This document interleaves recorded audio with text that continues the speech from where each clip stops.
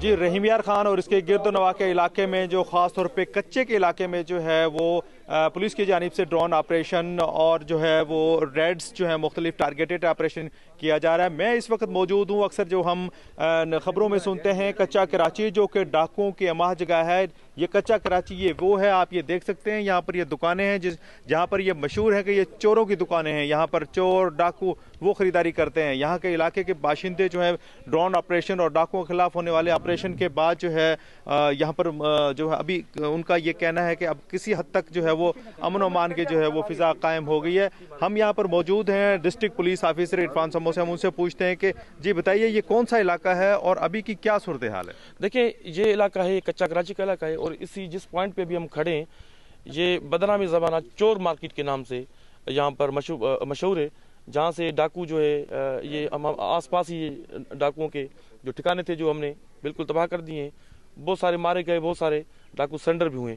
मेरे साथ ही ये अगर आप नौजवान देख लें, इसके ऊपर 50 लाख इसकी सर की कीमत थी। जब मैंने ऑपरेशन स्टार्ट किया यहाँ पर तो इन्होंने मुझसे रब्ता कर लिया और ये कानून के सामने ये सरेंडर हुए। और अभी आप देखें ये आपके सामने है नज़ीर लठानी। अच्छा, आप ये देखें इसी के ऊपर भी 50 लाख गवर्नमेंट ऑफ पंजाब की तरफ से इनाम था, लेकिन इन्होंने कानून का सामना किया, इन्होंने ट्रायल फेस किए।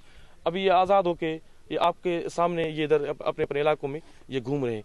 तो ये असल में वो इलाके हैं जहाँ पर बिल्कुल नो एरिया था, यहाँ पर सिर्फ डाकुओं की मूवमेंट थी। आपने रास्ते में देखा होगा कि वो रास्ते जो डाकू ये इस्तेमाल करके आगे जो हमारी भूंग की आबादी है या सादिकाबाद की आबादी है, रहीम खान की आबादी है या सिंध की जो आबादी है, वहाँ से ये बंदे उठाते थे। जी अच्छा, ये बताएं कि आप क्यों जराइम की दुनिया में आए और आप पर ये इनाम कैसे लग गया? आपने ऐसे क्या खतरनाक काम किए थे? हमारे पहले कौमी दुश्मनियाँ थी, आपस में दुश्मनियों की वजह से हम फिर हमारे ऊपर FIR हो गए। फिर ऐसा ऐसा हम भाग गए, दुश्मनी की वजह से शहर नहीं आते थे, FIR आते गए हम रूपोश हो गए, फिर हक नाक सब आते गए। ये अच्छा ऑफिसर आ गया, अल्लाह इसको नेकियां दे और अल्लाह इसकी उम्र बहुत दराज करे। ये आगे इलाके में अमन ले आया है। इसने जब कार्रवाइयाँ शुरू की तो आदमी को रिलीफ दिया, सब रास्ते इन्होंने दिए।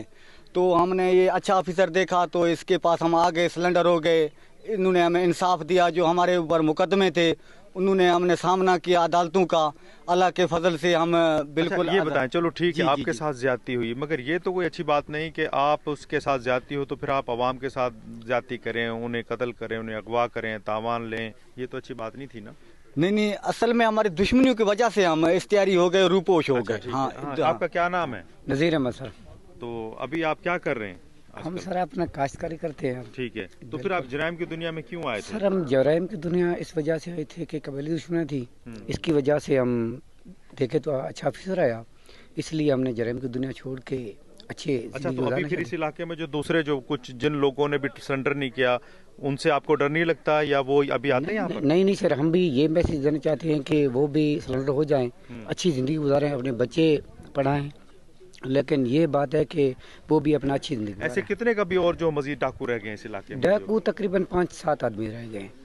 ये वो इलाका है कच्चा कराची का जहाँ पर जो है डाकुओं की अमाजगाह होती थी। और इस वक्त जो है आप देख सकते हैं शहरी जो वो कहते हैं कि कानून की तरफ से जो मिला गया था रिलीफ उसको फ़ायदा उठाया जा रहा है। कुछ डाकू मारे गए हैं और कुछ जो है वो गिरफ्तार हो चुके हैं, कुछ जो है उन्होंने अपने आप को कानून के हवाले कर दिया है। न सिर्फ ये बल्कि 1 करोड़ से 25 लाख रुपए तक के 8 बड़े डाकुओं ने सरेंडर कर दिया है।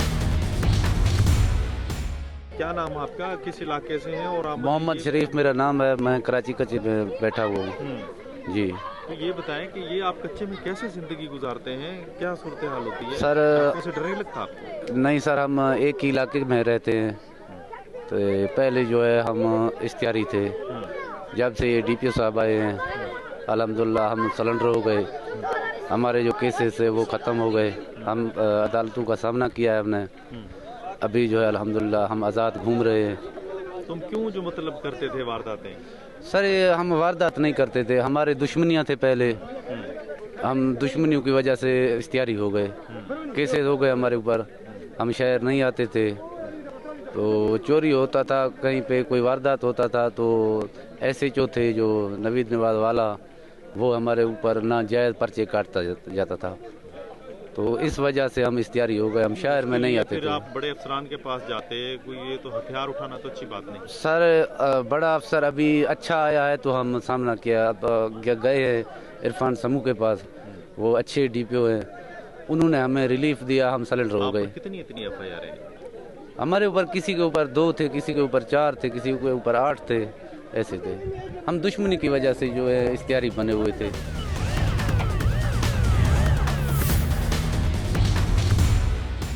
रहीम यार खान और इसके गिरदो नवाह में जो खास तौर पे कच्चे का इलाका है, मुश्तरका तौर पर सिंध और पंजाब पुलिस की जानिब से एक ग्रेड ऑपरेशन किया जा रहा है और उसमें जो है मुतादद मुल्ज़मान जो है जोक तर जोक है वो सरेंडर कर रहे हैं, जो बड़े बड़े जिन पर इनाम थे। इस वक्त हमारे साथ मौजूद हैं जिस डाकू पर 50 लाख रुपए इनाम था। हम आज उनसे तारुफ करते हैं अपना कि जी बताइए आपका क्या नाम है और ये इतना बड़ा इनाम आप पर कैसे मुकर्रर हुआ और आप ये जराइम की दुनिया में क्यों गए? भाईजान, जराइम से मेरा दूर दूर तक ताल्लुक़ नहीं है। मैं पाकिस्तान पीपल्स पार्टी का सिटी का जनरल सेक्रेटरी हूँ और उसके अलावा मौजूदा मेंबर डिस्ट्रिक्ट काउंसिल हूँ। और मुझे टीवी के ज़रिए पता चला कि मेरे ऊपर कोई 50 लाख हेड मनी रखी गई है और मैं यकीन करो मैं हैरान रह गया और होम डिपार्टमेंट से मैंने बात करने की कोशिश की, अपनी पीपल्स पार्टी की आला क़यादत को आगाह किया कि मेरे साथ ये जुल्म क्यों है।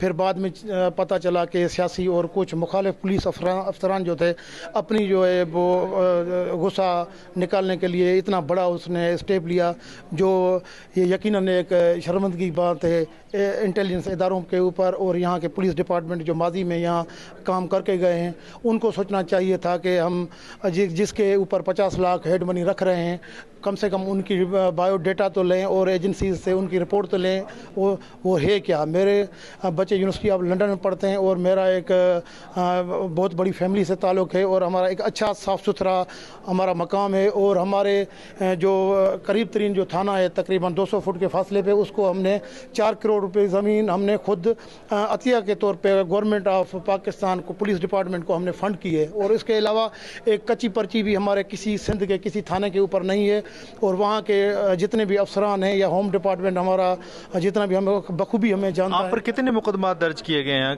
आपको फिर इतलात और आपको इन्फॉर्मेशन तो ली होगी आपने? ये बाद में मुझे पता चला कि आपके ऊपर कोई FIR हैं, मगर हमें तो FIR का पता ही नहीं था, दूर दूर तक हमें मालूम नहीं था। और हम कानून को फेस करने के लिए जो है हाई कोर्ट से बेल भी ली और उसके बाद जो है फिर पुलिस डिपार्टमेंट के कुछ अफसरान थे जिसने थ्रेट दी है, उसकी वजह से हमने हमारी बेल वो कैंसिल हुई। उसके बाद फिर हमने दोबारा कोर्ट को ज्वाइन किया और अभी बेल करवा के और इस चीज़ को सामना करने के लिए हम हाजिर हुए।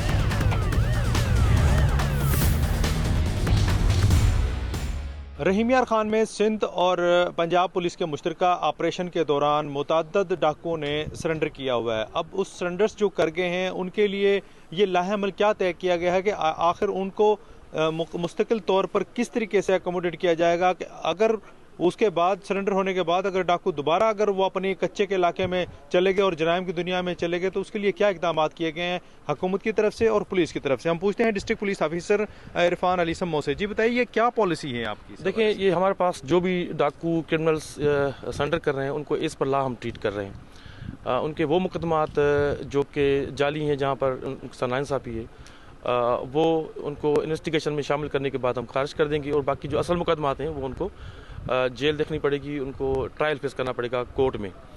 आपने जो बात की कि उसके बाद का जो लाएअमल देखें उसकी जो रिहेबिलिटेशन है वो बहुत ज़रूरी है, तो उसके लिए भी गवर्नमेंट ऑफ पंजाब की तरफ से जो एफर्ट्स जारी हैं। तो क्या ये कच्चे के इलाके में फिर ऐसा क्यों नहीं करते कि अब तो कच्चे के इलाके में आबादी भी है, लोग भी रह रहे हैं, तो ये सड़कें, स्कूल, इसके लिए क्या इकदाम गवर्नमेंट को आपने? देखिए, ये ऑपरेशन का मकसद ये है कि जो डाकू हैं वो सरेंडर हो जाएं, वो मारे जाएं और इलाका क्लियर हो जाए ताकि गवर्नमेंट की तरफ से जो बाकी डेवलपमेंटल स्कीम से वो आना शुरू हो जाए। तो अभी अल्हम्दुलिल्लाह ऑनगोइंग ऑपरेशन सक्सेसफुली जारी है, तो जैसे ही ये हो जाएगी कंप्लीट इंशाल्लाह गवर्नमेंट की तरफ से जो स्कीम थे वो भी आ जाएंगी। जी, मैं इस वक्त मौजूद हूँ कच्चा रजवानी के इलाके में। ये वो जजीरा है, आप देख सकते हैं दरियाई पट्टी का, जो मुख्तलिफ इस किस्म के जो कच्चे के इलाके में जजीरे हैं जो मुख्तलिफ मकामात पर ये आते हैं। और साथ ही मैं आपको ये बताता चलूँ कि ये मेरे इस तरफ आप देख लें, ये है वो डाकुओं के ठिकाने जो इस वक्त यहाँ से डाकू फरार हैं। पुलिस की जानिब से ऑपरेशन किया जा रहा है और ये पूरा स्क्वाड्रन ऑफ है। पूरे इलाके में जो है अभी अलग सी सूरत हाल है। ये जो कच्ची दीवारें बनी हुई हैं आप ये देख सकते हैं, यहाँ पर ये डाकू रहते थे, डाकुओं के ये ठिकाने थे जो बिल्कुल मसमार कर दिए गए, ख़त्म कर दिए गए। आज जहाँ पर जो है वो डाकू राज था, आज पुलिस की जो है वो मौजूद है। पुलिस की मुकम्मल जो है वो रिट जो यहाँ पर कायम हो चुकी है। ये देखें, ये मोर्चे बनाए हुए थे, ये दीवारें थी मजबूत जिसमें ना गोली असर करती थी, लेकिन अब ये सारी की सारी ख़त्म हो चुके हैं। ये वो ठिकाने जो डाकुओं के ख़त्म कर दिए हैं और अब यहाँ पर पुलिस बाकायदा आ रही है और लोगों का आना जाना है। और ये वो जजीरे हैं, आप देख सकते हैं कि ये पूरी ये दरियाई एक पट्टी है, पानी है जो कभी खुश्क नहीं होता। ये इस तरह के बहुत से जजीरे हैं जिसकी वजह से पुलिस को आगे जाने में मुश्किलात दरपेश आती थी। ये वो जगह है असल जहाँ पर हमारे ऑपरेशन जो है ना चल रहा है। और ये जो सामने आप देख रहे हैं ये कच्ची रजवानी है। अच्छा, आप अगर इस तरह भी आप देखें कि सामने आपको एक कश्ती जो है नज़र आ रही है, ये भी बेसिकली ये डाकुओं की है। इसी तरह ये उनके मोर्चे बने हुए थे यहाँ पर। तो अल्हम्दुलिल्लाह ये पूरा का पूरा इलाका, इस तरफ कच्चा कराची जो अभी आपने विज़िट कर लिया, और ये कच्चा रजवानी का वो इलाका है जहाँ पर अभी भी हमारा जो ऑपरेशन है वो जारी है। ना सिर्फ ड्रोन अटैक्स कर रहे हैं, लेकिन अभी हम फिजिकली भी पूरे इलाके को हमने अपने घेरे में दे दिया है। अगर बिल्कुल सामने आप देखें कि एक कोर्ट बना हुआ है, ये भी बेसिकली डाकुओं का था पहले, लेकिन अभी ये खाली हो चुका है। ये इलाके हैं, ये दरिया सिंध साथ ही है, ये उसकी शनी चल रही है। और यहाँ से ये लोग रहीम यार खान से सिंध से अगवा करके और कच्चा रजवानी की तरफ या कच्चा कराची की तरफ ले जाते थे।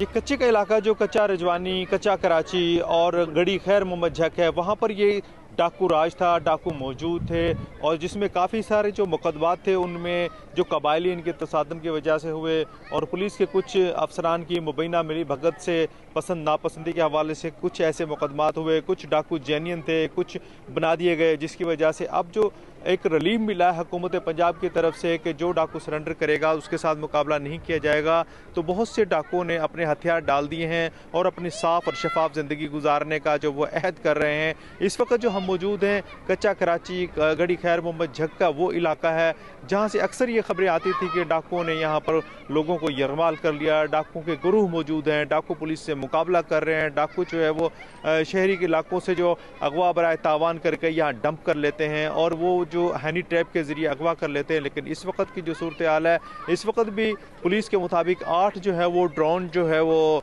कार्रवाइयाँ जारी हैं मुख्तलिफ इलाकों में और इसके अलावा रेड प्लान्स भी टारगेटेड ऑपरेशन किया जा रहा है, जिसकी वजह से कुछ डाकू सरेंडर किए हो रहे हैं, कुछ डाकू गिरफ्तार हो रहे हैं और ये ऑपरेशन जारी है। यहाँ पर इस वक्त की जो सूरत हाल है, लोगों में ये खुशी की लहर भी है जो इसके अलावा रहते थे कि अब जो अमन की तरफ बात चल रही है।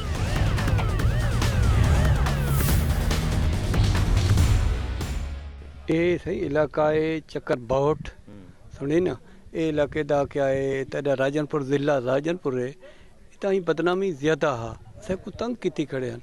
हुण तुसां हुकूमत आगे आज़ादी थी गया, असें कोई निंद्र भी है, असां सही तरीके दा हुण इंशाअल्लाह क्या करेंगे, तुसां को भी तंग करेंगे, असां को हम असां कच्चे ले असें तंग करेंदे हैं, दुकान ते असां न बांधदे असें हम ते बाले कने छोकरे छोकरे उन्होंने कने कई किवें कोई किवें हम ते कोई गुस्से दा गालियां कढंदा कोई किवें हा जोर ही हम ते असां कोई खुशी नाल न नेंदे असें। हुण हर कोई आज़ाद थी गया, असां कने कोई नहीं हमदा।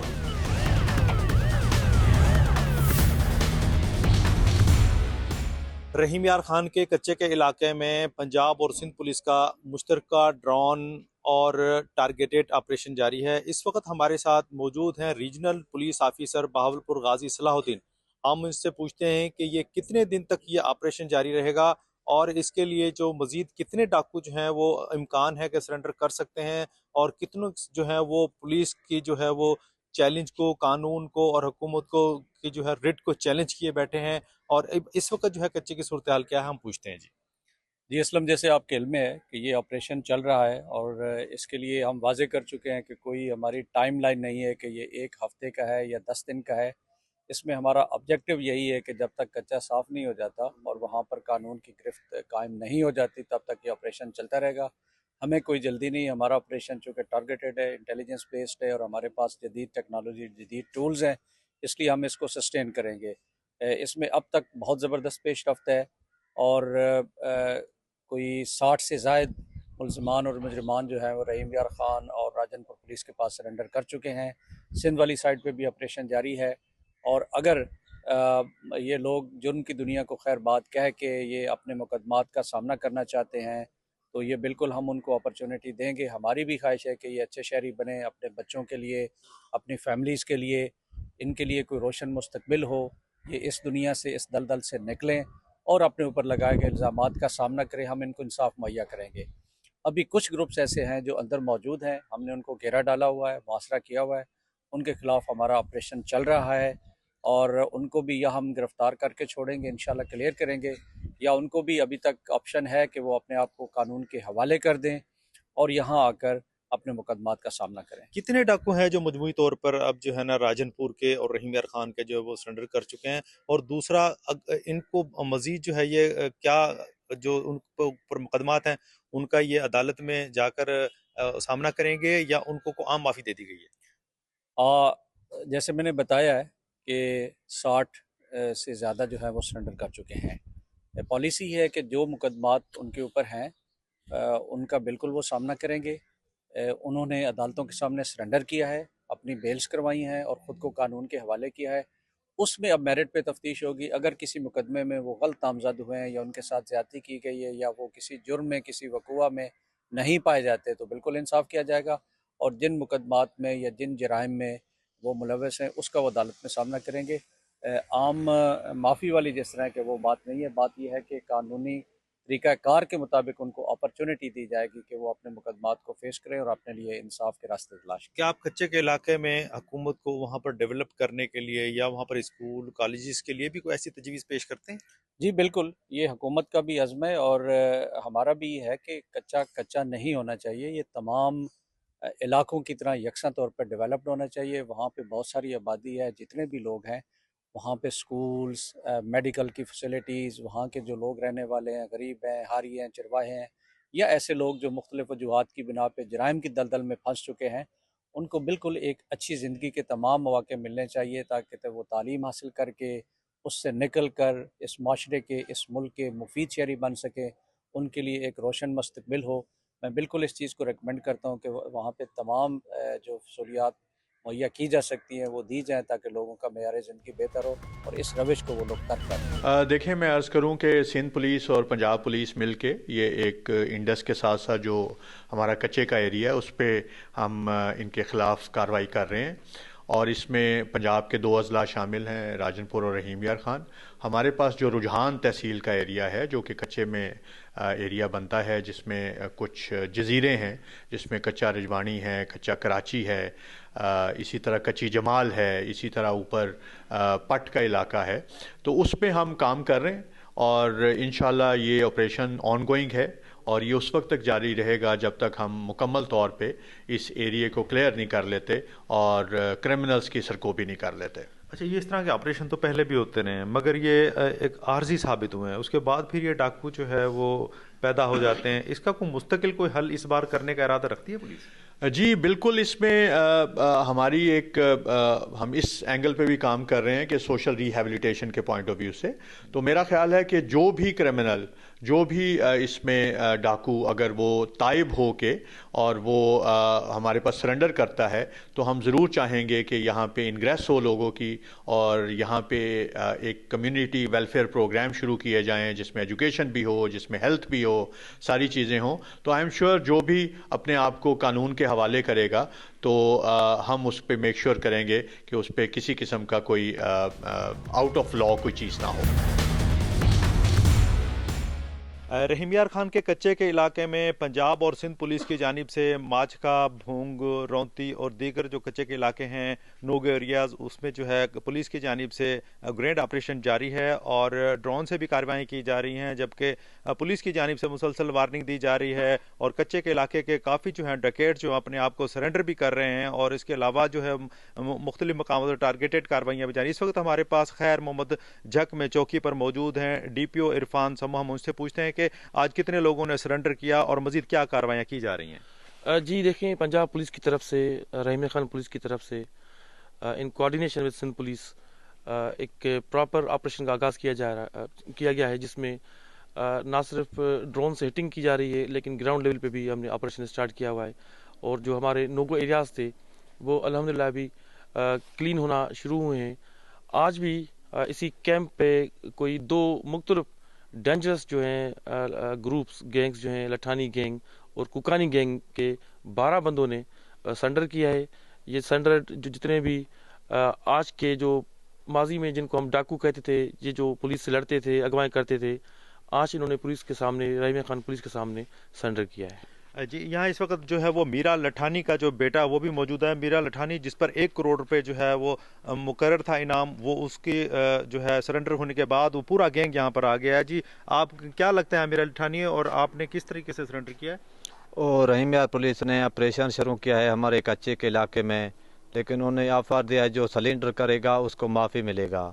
लेकिन मेरे बड़े भाई मीरा लठानी ने भी सिलेंडर किया था, हमने भी हथियार फेंक दिए हैं, हम भी सिलेंडर हो गए हैं। दूसरों गैंकों को भी यही रिक्वेस्ट करते हैं अपी इधर सिलेंडर हो जाएं, उनके साथ भी पंजाब पुलिस इंशाल्लाह उम्मीद है इंसाफ करेगा। जी, आपका नाम क्या है? आप क्या? सेंदर लठानी है सर। मीरा लठानी के गैंग के ये मोदी साहब भाई है इनका, मीरा लठानी का।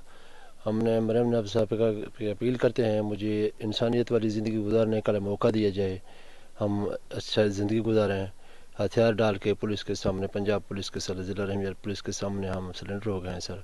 तो फिर क्या दोबारा आप ये जराइम की जो दुनिया से आपने तौबा किया है, अगर दोबारा फिर ये शुरू किया तो? इंशाल्लाह से नहीं होगा, तौबा किया है, कुरान पे हलफ रखा है, बिल्कुल नहीं होगा इंशाल्लाह। आज से बाद नई ज़िंदगी, अच्छी ज़िंदगी, सियार वाली ज़िंदगी गुजारना चाहते हैं सर। जी, यहाँ पर एक जो है डाकू मौजूद है जो थोड़ा सा जख्मी भी हुआ था ड्रोन अटैक से। कहाँ पर आपको लगे थे जख्म? इधर लगे थे सर पे भी लगे थे। तो फिर अभी आप क्या चाहते हैं? हम अभी अमन चाहते हैं। ठीक है। यहाँ पर ये गैंग है जो इस वक्त जो है यहाँ पर सरेंडर हो चुका है गढ़ी खैर मोहम्मद जंग की चौकी पर, और इसके अलावा कच्चे के इलाके में जो है वो ऑपरेशन जारी है। सिंध और पंजाब पुलिस की जानिब से मुश्तरका ऑपरेशन किया जा रहा है, जिसमें रहीम यार खान, राजनपुर और घोटकी की पुलिस है जो कच्चे के इलाके रौनती, माचका, भुंग और दीगर इलाकों में जारी है। मैं हूं मीरपुर खास से सैयद मोहम्मद खालिद। आज हम बताएंगे आपको अपने इस प्रोग्राम में कि किस तरह एक गिरोह एक मोबाइल एप्लीकेशन के जरिए लोगों को लूटता था, लोगों को ब्लैकमेल करता था और पैसे बटोरता था। इस तमाम मामले का जो सुराग है और इंकशाफ उस वक्त हुआ जब एक नौजवान पिटिशनर ने पुलिस से रुजू किया और उनको बताया कि एक ऐसी मोबाइल ऐप के जरिए मुझसे रब्ता किया करके पैसे ना सिर्फ पैसे मांगे बल्कि अभी भी ब्लैकमेल किया जा रहा है कि जिसमें एक इनके पास कॉल आती थी और जो कॉल रिसीव करता था उसके स्क्रीन पर रियासती इदारों के अफसरान, पुलिस अफसरान और यहाँ तक के वुज़रा के नाम की जाली आईडी भी सामने आती थी, जिससे कॉल रिसीव करने वाला घबरा जाता था। और ये लोग जो मुजरमान थे और मुलजिमान थे, ये पूरा गिरोह जो है ये फ़ोन कर करके इस तरह की जाली आईडी और एक ऐप के ज़रिए लोगों को ब्लैकमेल और या झांसा देकर करता था। इस तरह इसी मौजू पर बात करने के लिए हमारे साथ इस केस के मुद्दई भी हमारे साथ मौजूद है, हम उससे बात करते हैं। लेकिन पहले ये बताना ज़रूरी है कि ये किस तरह काम करते थे।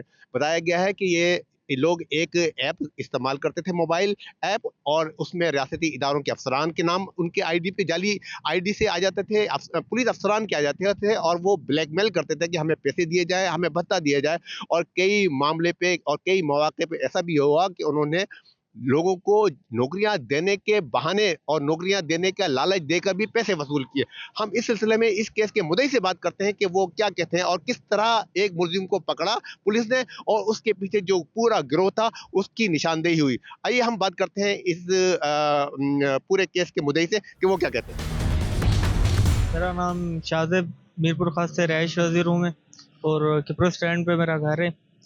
सर मेरे साथ जो है एक स्कैम हुआ है, जिन्होंने कुछ लोगों ने मुझे कहा कि हम हसास अदारे हैं कि पहले यकीन दही करवाई, फिर जो है उन्होंने दिखाया हमें कि हम आपका काम करवाते हैं, इतने पैसे लगेंगे आपके 6 लाख रुपए के लिए। और SPD 1 डिस्ट्रिक्ट पुलिस में जो है मेरा वेटिंग लिस्ट में नाम था, उसका उन्होंने कहा कि हम आपका करवा देंगे मुलाजमत दिलवाने के लिए। जी हाँ, मुलाजमत दिलवाने के लिए। उसके बाद सर मैंने उनको 4 लाख रुपए दिए बैंक के थ्रू, 2 लाख रुपए उन्हें मैंने इजी पैसा करवाए, 1.5 लाख रुपए जो है मैंने उनको हाथ अमानती जो था दिया था। तो सर उसके बाद सर उन्होंने मुझे ब्लैकमेल करना शुरू कर दिया। जब लिस्ट नहीं आई तो वो मुझे बताते थे कि हम तो हसास अदारे से हैं कि या उनके पास वो सिस्टम भी थे, कभी SP के नंबर से कॉल, कभी IG सिंध साहब के नंबर से भी कॉल और जुल्फ़कार अली शाह साहब के भी नंबर से कॉलिंग करते थे। तो बताते थे कि हम इस चीज़ के हैं, आप हमसे दूर रहो वरना हम आपको ले जाएंगे, गायब कर देंगे। और इस दौरान उन्होंने पैसे ले लिए थे आपसे? जी हाँ, इससे पहले पैसे ले लिए थे। बाद में जब लिस्ट आई थी उसमें तो नाम नहीं आया, तो मैं उनसे पैसे मांगता था, गरीब बंदा था, तो वो मुझे डराते थे, धमकियां देते थे कि हम ऐसे हम आपको ले जाएंगे या आपको मार देंगे, नुकसान देंगे। तो ऐसी मुझे धमकियां देते थे। उनके साथ मीरपुर खास में जो है अक्सर औकात बैठा करते थे। वो एक इमरान नाम है, दूसरा रज़ा साहब भी उनके साथ बैठते थे। अक्सर उनके साथ मैं जब जाता था उनके पास पैसे मांगने या जो भी। मतलब कहने का मतलब ये कि ये पूरी गैंग थी? जी हाँ, इनकी पूरी गैंग थी जो लोगों को कालें करते थे। मिसाल है सर, जैसे प्राइवेट नंबरों से कालें करते थे, बताते थे कि हम साहसदारों से हैं, मैं फलाना मेजर बात कर रहे हैं हैदराबाद से, हमारा बंदा आ रहा है, उनको पैसे दे दो। तो उनसे मंशियात वालों से भी पैसे लिया करते थे, ये भत्ते भी लिया करते थे। जब मैं इनके पास जाता था, देखता था, तो ये मुझे बोलते थे कि देख लो, हम ऐसे ही आपको भी गायब करवा देंगे। आप मज़ीद मुझसे मतलब गलत कामों का भी मुझे बोलते थे कि आप गलत काम करो। गलत काम से मुराद जैसे आप जाओ किसी से पैसे ले आओ, तो मैं नहीं जाता था इनके पास। फिर आपका इनसे रब्ता कैसे हुआ? मेरा सर इनसे रब्ता ऐसे हुआ कि एक दोस्त ने मुझे मिलवाया। ये जहाँ पर रहता है वहाँ का ही मेरा एक दोस्त था। उसने कहा कि ये ऐसे हमारा बंदा है, इसकी बहुत अप्रोच है, हैदराबाद में होता है ये। सोशल एक्टिविटी इसने अपनी सारी दिखाई है कि मैं कैंट से हूँ। मतलब जिसने आपका रब्ता कराया वो खुद भी इनका एजेंट ही था, यही क्या? जी हाँ सर, वो इनका दोस्त था या जो भी आप कह लो एजेंट है, उसने मुझे फंसाया। तो ऐसे ही मैंने इनमें पैसे फंसा दिए। बाद में ये मुझे टॉर्चर कर रहे। इनकी गिरफ्तारी कैसे अमल में आई? सर सिटी थाने पे जो है मैंने एफआईआर करवाई इनके ऊपर। फिर मैंने उनको स्क्रीनशॉट भी दिखाए हैं, अपने आईजी साहब का नंबर और एमपी जुल्फकार अली शाह साहब का नंबर, और भी दीगर एक्सियन है जो इनके नंबरों से। मतलब बड़े बड़े सरकारी ओहदेदारों के और यहाँ तक के मिनिस्टरों के नंबर और नामों से भी ये कॉलिंग करते थे? जी, उनके नंबरों से भी काले करते थे और जो है प्राइवेट नंबर भी यूज़ करते थे। तो इस तरीके से सर हम टार्चर हो रहे थे। तो सिटी थाने पे हमने एफआईआर करवाई इनसे, क्योंकि मजीद तो हमारे पास कोई चीज़ नहीं थी। लास्ट एक बाइक थी, वो भी सेल करके इनको दे दी। तो बर्दाश्त से बाहर हुआ तो हमने एफआईआर करवाई। पुलिस ने इन्हें गिरफ्तार किया। मैं तो सर हमें मजीद भी इनसे जो है ना आगे का भी खतरा है। इनके भाई वगैरह मुझे ये तफसील बताएं कि इनको जब गिरफ्तार किया किस तरह गिरफ्तार किया? पुलिस को आपने एप्लीकेशन दी, फिर पुलिस ने कैसे हरकत में आई? सर मैंने जाके पुलिस को बताया, पुलिस ने मेरी बात सुनी, मुझ पर यकीन किया और जो है एतमाद में आए। उन्होंने देखा कि इसको प्राइवेट नंबरों से कालें आती हैं। वाकई आईजी साहब का नंबर भी दिखाया सबके। वो उन्होंने मेरा मोबाइल चेक किया, उन्हें यकीन हुआ कि ये वाकई टॉर्चर हो रहा है। उन्होंने इस पे एफआईआर काटी जो है ना। फिर पकड़ा कैसे? पकड़ा सर जो है पता नहीं, अब ये पता नहीं मुझे किससे पकड़ा। लेकिन ये कि आपने ना एफआईआर दर्ज करा दी और पुलिस ने कार्रवाई कर दी। आपके इल्म में है कि आपके अलावा भी कितने लोगों को इन्होंने इस तरह लूटा, ब्लैकमेल किया और झांसा देकर इन्होंने या दबाव देकर ब्लैकमेल करके पैसे लिए? जी सर, ये कालें करते थे अक्सर। कोई मंशियात वालों को, हम फला मेजर बात कर रहे हैं एमआई से, आप हमें 50,000 दे दो या लाख दे दो, हम आ रहे हैं फला जगह पे, तो वो भी समझ के असासदार। लेकिन आपके इल्म में है कि आपके अलावा भी कितने लोगों को ये ब्लैकमेल करते थे? जी सर, हो सकता है ये करते होंगे। जब मुझे कर रहे थे तो मेरे जैसे 50 और होंगे। मखसूस मोबाइल फ़ोन ऐप के ज़रिए जाली कॉल जो अफसरान, सरकारी अफसरान और रियासती इदारों के अफसरान और वज़रा की जाली आईडी से जो फ़ोन किए जाते थे और भत्ता वसूल किया जाता था, वो केस कितना अहम है इसके बारे में इसका अंदाज़ा इस बात से लगाया जा सकता है कि इसके पीछे नेटवर्क के बारे में हक़ाइक़ जानने और इस तमाम गैंग की जो तफसीलात हैं, बसे पर्दा कौन से अनासिर हैं, उस तमाम की मालूमात और हक़ाइक़ सामने लाने के लिए पुलिस हुक्काम ने एक इंक्वायरी कमेटी तश्कील दी है। एक डीएसपी और 2 थाना इंचार्जों समेत 4 रुकनी कमेटी इस मामले की तहकीकात करेगी, पसे पर्दा हक़ाइक़ सामने लाएगी। ये केस कितना बड़ा होने जा रहा है और ये इसकी अहमियत क्या है, ये पुलिस हुक्काम से बात करते हैं, उनसे मालूम करते हैं। लेकिन उससे पहले हम जो मुलजिम गिरफ्तार किया गया है, जो ऐप के ज़रिए जो पीछे लोग थे जो ऐप चलाते थे, उन्होंने एक आदमी को भेजा मुलजिम को जिससे पैसे वसूल किए। जो हुमायूं मुस्तफ़ा नामी मुलजिम को पुलिस ने रंगे हाथों गिरफ्तार किया। उसने क्या इंकशाफात किए हैं, पहले हम उसकी गुफ्तगू सुनाते हैं, उसका बयान सुनाते हैं, उसके बाद पुलिस हुक्काम से बात करते हैं कि वो क्या कहते हैं, उनकी क्या राय है इस तमाम केस में और अब तक की तफ्तीश में क्या पेशरफ्त हो सकी है। अस्सलाम वालेकुम, मेरा नाम हुमायूं मुस्तफ़ा वल्दियत अब्दुल गफ़ार। मेरा ताल्लुक़ डिस्ट्रिक्ट मीरपुर खास तहसील सिंदड़ी और यूसुफ लाडियों से है। मेरा पेशा ज़मींदारा भी है, मैं स्टूडेंट भी हूँ। और मैं अपना ना एक एप्लीकेशन का इस्तेमाल करता था, जिस एप्लीकेशन का नाम, उस एप्लीकेशन की मदद से हम किसी को भी किसी के भी नंबर से कॉल कर सकते थे। तो ये एप्लीकेशन मुझे मेरे एक दोस्त के रेफरेंस मिली थी, जो कि मैं काफ़ी टाइम इस्तेमाल की, लेकिन उस एप्लीकेशन का मेरे एक और दोस्त को पता चल गया, तो मुझे वो एप्लीकेशन मजबूरन उसको देनी पड़ी। जिस दोस्त को मैंने एप्लीकेशन दी थी, उस दोस्त का नाम इमरान था, जो कि मीरपुर खास का रिहाइश पज़ीर था और उसका पेशा सहाफ़त था। इसके अलावा इस एप्लीकेशन की डिटेल्स मीरपुर खास में किसी के पास नहीं है। भैया साहब, एक ना ऑनलाइन फ्रॉड का एक बड़ा केस सामने आया है, जिसमें एक जदीद एप्लीकेशन के जरिए इदारों के नाम, रियासती इदारों के अफसरान और पुलिस अफसरान के नाम पर कॉलिंग की जा रही थी और पैसे वसूल किए जा रहे थे। उस पर क्या पेशरफ्त हुई है? मुकदमा भी दर्ज हो गया, आगे क्या बताएंगे आप? जी बिल्कुल। मोरखा 8/1/2026 को हमारे पास कंप्लेनेंट आया शाहजेब भट्टी। उसने बताया कि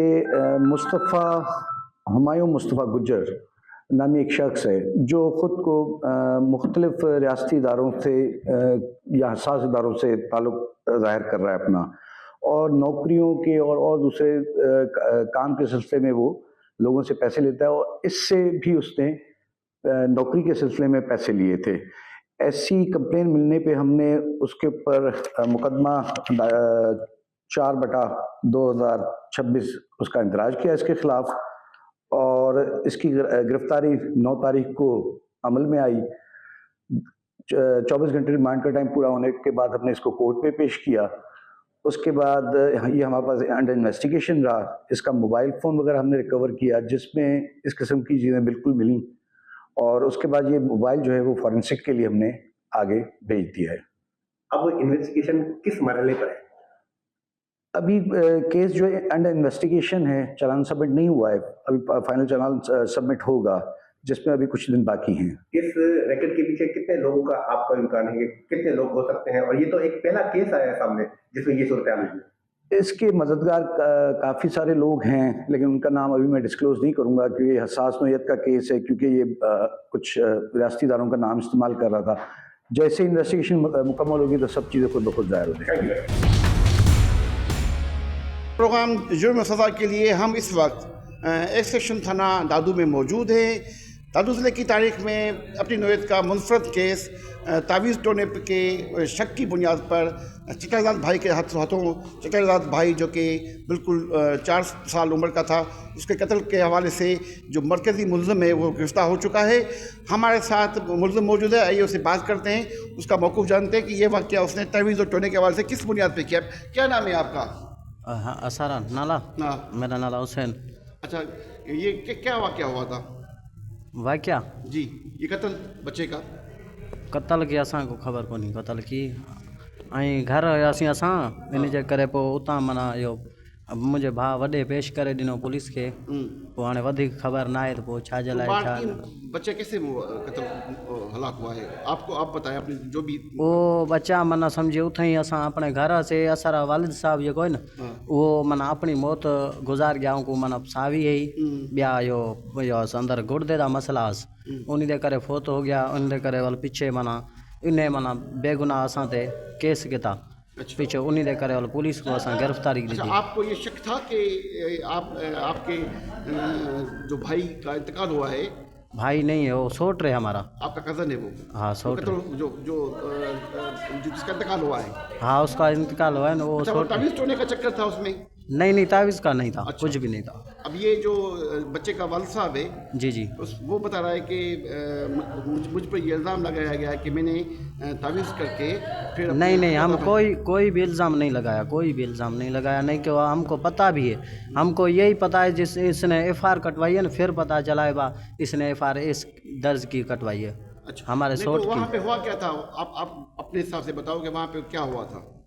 उॾहीं माना सम्झी असां घर बैठियासीं, अपने असारा कज़िया थी विया अपना वालिद साहब दा, उन दे करे पीछे माना वो असां अपना तॾे ते बैठियासीं पीछे। उन खां को पीछे माना घर जेको औज़ार आहिनि वो पीछे छुट गयो ने पीछे को लग गया मासूम को उन्हीं को नड़े को पीछे असां ते अच्छा, वो मना जो वेपन था जो आप कह रहे हो वेपन छूट गया। हाँ छुट गया, गलती से चल गया। हाँ छुट कौन गया। सा वेपन था वो हमको पता नहीं है क्या छुट गया क्या अच्छा, नहीं। किससे छूटा? किसके हाथों? वो उसके माना सोट के हाथों। उसके बाप के हाथों से? सोट के। उसका नाम क्या था? उसका यासीन नाम है।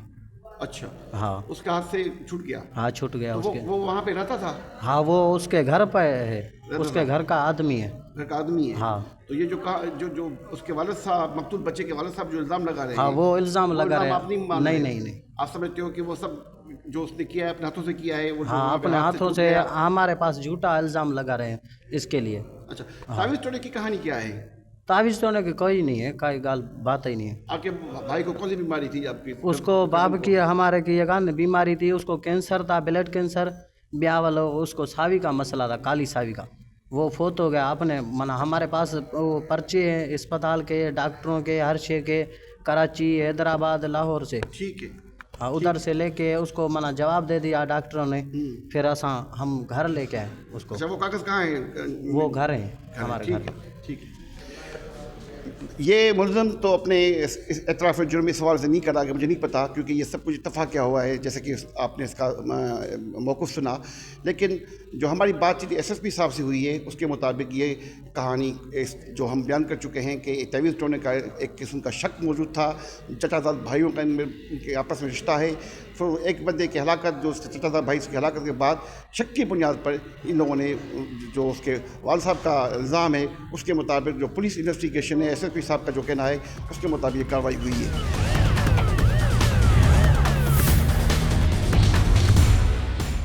जिस मुलज़िम को SHO झलो ने गिरफ्तार किया है, हम उनसे भी जानने की कोशिश करेंगे कि पुलिस के मुताबिक ये केस अपनी नौयत का किस हवाले से मुनफरद केस बनता है, इसके पीछे क्या कहानी है। साईं बख्श चांडियो, SHO PS झलो। बिस्मिल्लाहिर्रहमानिर्रहीम। ये कहानी ये है कि PS झलो के हदूद में चांडियो कम्युनिटी के लोग रहायश पजीर हैं। अपने चचाजाद भाई है। एक बंदा जो मुलज़िम अरेस्ट है, इसका वालिद वो बीमार था, कोई कैंसर वगैरह का था। तो इन लोगों को ये शक था कि तावीज़ टोना किया है इनके ऊपर और वो उसी बिना पे वो बीमार हुआ है या उसका कोई डेथ होने वाला है, क्योंकि डॉक्टरों ने उसको लाइलाज करके वापस भेजा था। तो जो सुना है, जो फरियादी कंप्लेनेंट ने बताया कि जब मैं मरूं तो आपने उन लोगों को भी मारना है। तो जब वो उसकी डेथ हुई तो देन आफ्टर ये उनके घर में घुस गए और बड़ा कोई नहीं मिला तो बच्चा 3-4 साल का साजिद नामी, वो इसका जो मुलज़िम अरेस्ट है चचाजाद भाई कमसन एज बच्चा, उसको फायर करके रिपीटर का उसको बेचारे को मार दिया। तो जैसे ही ये रिपोर्ट हुआ तो SSP दादू जनाब अमीर सऊद मक्सी साहब ने तमाम तरह अहकाम जारी किए कि ये जवाबदार मुलज़िम अरेस्ट होना है। तो हम पूरी कोशिश की, हमने रेड किए। हमारी ये थी टास्क था कि मुलज़िम अरेस्ट हों, क्योंकि कमसन एज बच्चा बेदर्दी से मारा गया था। हमारी तमाम तर जो है हमदर्दी उसी बच्चे के साथ थी। तो आज बिलाखिर हम कामयाब हुए इस जवाबदार को अरेस्ट होने में। ये इंशाल्लाह ताला इंट्रोगेट होगा और जो बकाया जवाबदार हैं वो भी अरेस्ट होंगे। कितने बकाया जवाबदार हैं? टोटल FIR में फरियादी ने 4 जवाबदार दिए हैं, उनमें से 1 जवाबदार अरेस्ट है, बकाया भी हो जाएंगे इंशाल्लाह। अच्छा ये वाक़या कब हुआ था? 19 कब हुआ है? कहाँ से हुआ है? 19/1 को ये वाक़ा हुआ था। बच्चा मारा गया। 19/1 की शाम को ये रिपोर्ट हुआ, FIR दर्ज की गई, पोस्टमार्टम करवाया गया, पोस्टमार्टम रिपोर्ट मिलेगी और ये आज हमने अरेस्ट किया इस बंदे को। जी आज अरेस्ट किया। अच्छा अभी पुलिस की जो है इन्वेस्टिगेशन अब तक जी उसके मुताबिक क्या कहानी है? यही तावीज़ टोने की जो बात है यही है, इन लोगों को यही शक था और इसी बुनियाद पर इन लोगों ने ये मर्डर किया है।